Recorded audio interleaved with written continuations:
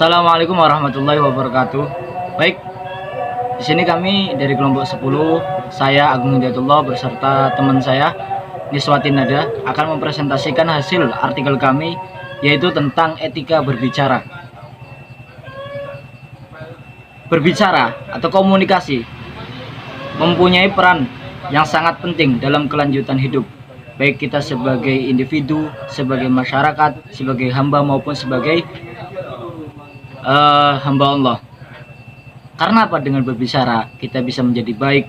Berbicara menjadi cerminan diri kita, cerminan hati kita.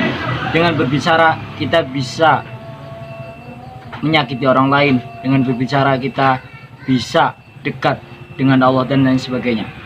Adapun hadis yang kami bahas, yaitu di dalam kitab Ihya Ulumuddin Imam Ghazali, bab Afatul Lisan. Untuk pembahasannya, saya bacakan hadisnya. Haddatsana Muhammad bin Yahya al-Azdi al-Basri, haddatsana Muhammad bin Sabit an Israil an al-A'mashi an Ibrahim an al-Qamah an Abdullah qala qala Rasulullah sallallahu alaihi wasallam laisal mu'min bit ta'an walal la'an walal fahish walal badhi. Qala Abu Isa hadza haditsun hasan gharib wa qad ruwiya an Abdullah min ghairi hadzal wajh. Hadis ini rawahu Tirmidzi fi babil la'nah, di dalam kitab bab la'nah. Hadis hasan, hadisun hasan,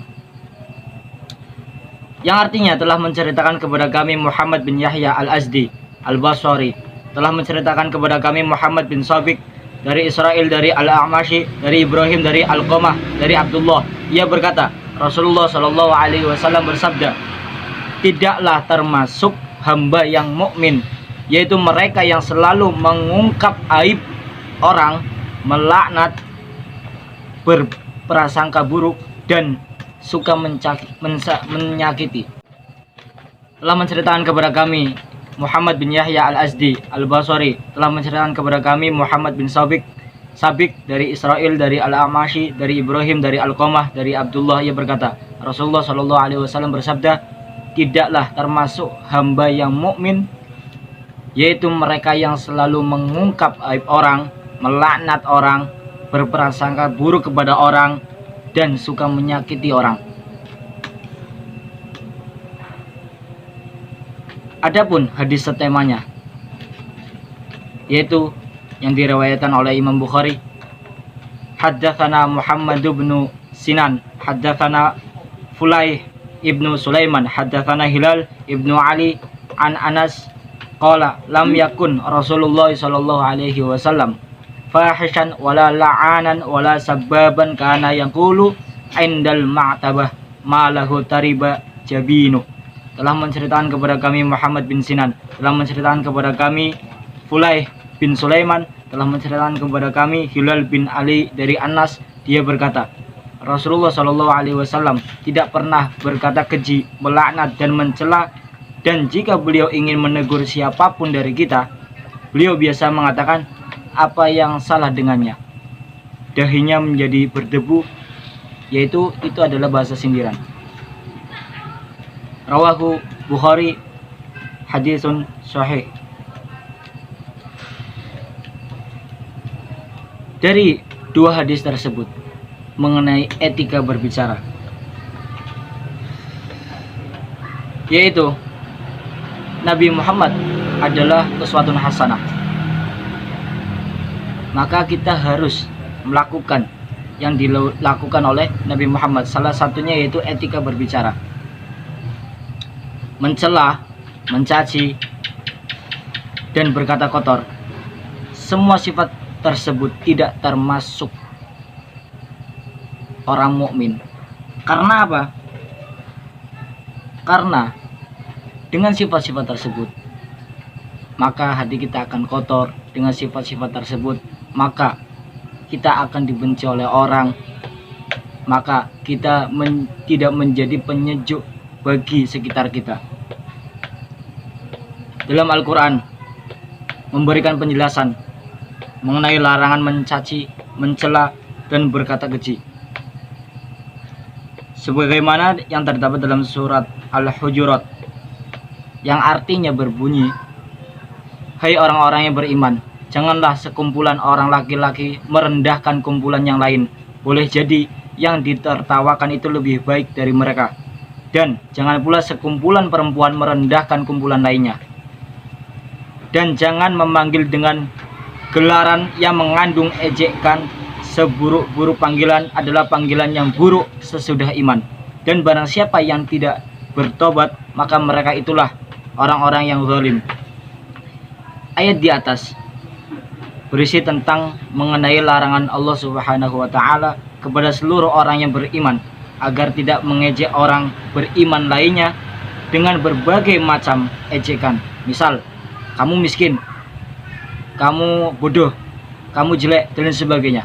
Itu adalah larangan-larangan yang dilarang oleh Allah dalam surat tersebut.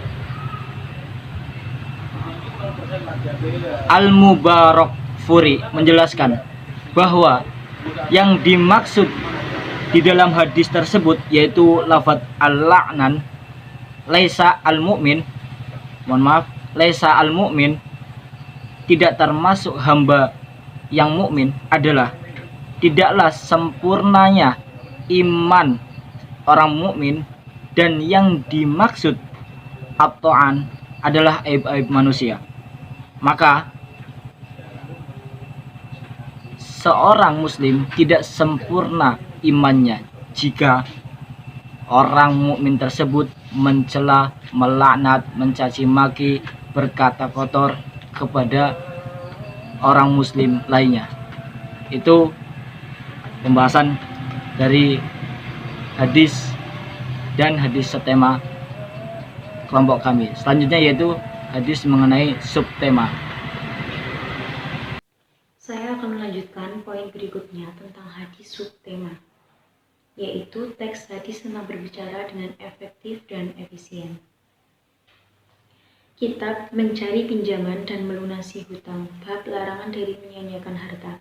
Bismillahirrahmanirrahim. Hadatsana Utsman, hadatsana Jarir an Mansurin asy-Sya'bi an Waradin maula al-Mughirati bin Syu'bata an-Mughirati bin Syu'bata qala Rasulullah sallallahu alaihi wasallam, innallaha harrama 'alaikum uquqal ummahati wa wa'dal banati wa manawahati wa kariha lakum qila wa qala wa kathrata su'ali wa idha'atal mali.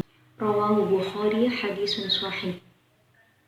Artinya, telah menceritakan kepada kami Utsman, telah menceritakan kepada kami Jarir dari Mansur, dari Asy-Sya'bi, dari Warad maula al-Mughirah bin Syu'bah, dari Al-Mughirah bin Syu'bah berkata, Nabi Muhammad SAW bersabda, sesungguhnya Allah mengharamkan kalian durhaka kepada ibu, mengubur anak perempuan hidup-hidup, melarang untuk menuntut sesuatu tanpa hak, serta membenci kalian dari qila waqala,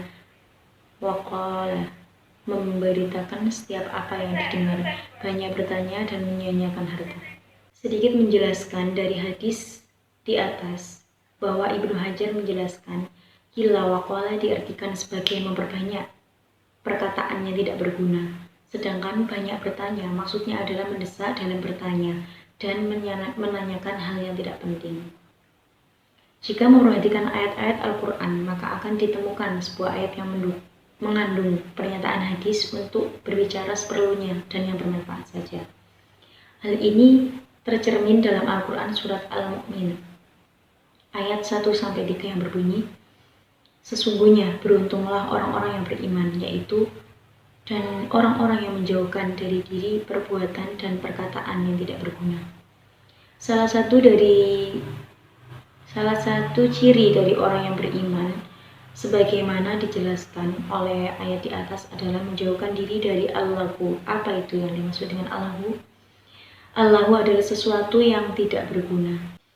Sekian penjelasan yang dapat kami sampaikan dari kelompok kami. Semoga bisa bermanfaat dan bisa dipahami. Mohon maaf jika ada salah kata dan kurangnya penyampaian yang Sekian, wassalamualaikum warahmatullahi wabarakatuh.